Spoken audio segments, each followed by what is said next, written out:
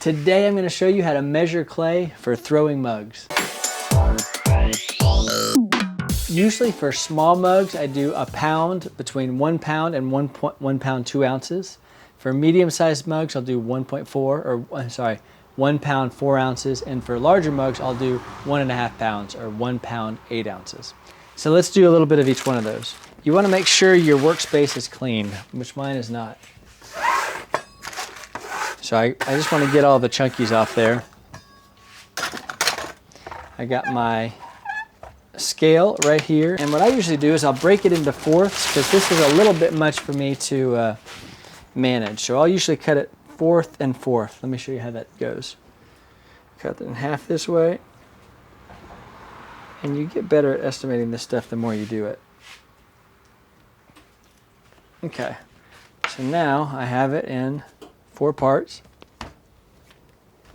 They're about equal. I'll put 3 of them over here. Okay, I'm going to try to get them as equal as I can to help me measure. Okay, so I'm going to divide this in half and then half again. So I see this side's a little thicker than that side, so I'll go halfway and then just a little bit this way. This is a little bigger than this, so that's about right. And that we'll divide into 4. Okay, so let's see what these measure at. Okay, 1.48. So I'm going to do this one in 1.4. Just take a little pinch off there. 1.4. 1.2, a little bit off there, huh? Okay.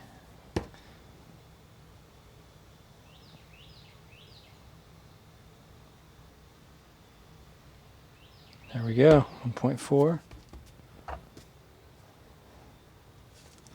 Might have been 2. Let's do this one. 1.3. 1.4, and a little bit less on that. Okay, let's do another one here. So these are 1.4, 1.4. Let's take another one of these, and we'll do this in fifths. So I'm going to kind of estimate it out here. Fifth. So this will be our, at least our smaller one. 1.2. Okay. You can either grab it with your hand.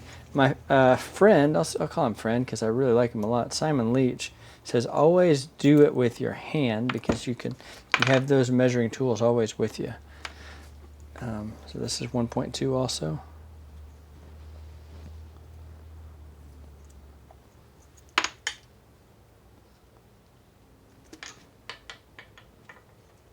.2. Okay, 1.8 over here. And is that 1.2? Nope. Okay, so this is left over. We'll use this for something else. Okay, so what I like to do to bag up my clay balls is I'll take a bag like I just got out of the clay out of, and I'll just roll it up, kind of like I'm rolling up my pants legs or something. And I'll make a little basket there, and then I'm going to wedge up these 1.5 pounds, then the 1 and 4 ounces, and the 1 and 2 ounces.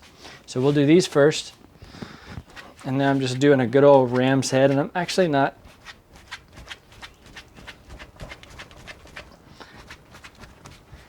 Usually when it comes out of the bag, it's mostly wedged up, and you just kind of gotta. So I put it like that usually. Sometimes I'll put it vertical like this. We'll do that. We'll do this right now. Because when I go in here, I'm going to be reaching in that bag time again, you know.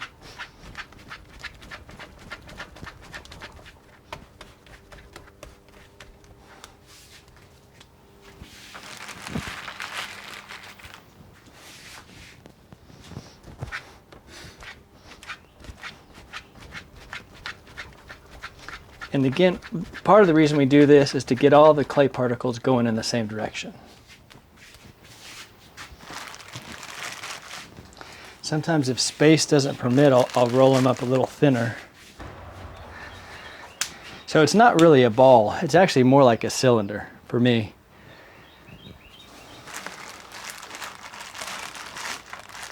So that's how I do it. That's how I measure out consistent clay balls for throwing on the wheel. Maybe my order calls for 1 pound 2 ounces, or 1 pound 4 ounces, or 1 pound 8 ounces, some bigger mugs. Whatever it is, I'll measure out, I'll divide up my block of clay and my bag of clay, and then I'll just put it back into the existing bag of clay. I have them scattered around here. And then when I'm throwing, I'll just, reach in, grab it, slam it down, throw, put it away. And then when you're done, just kind of do that number and seal it up so you can throw them the next day.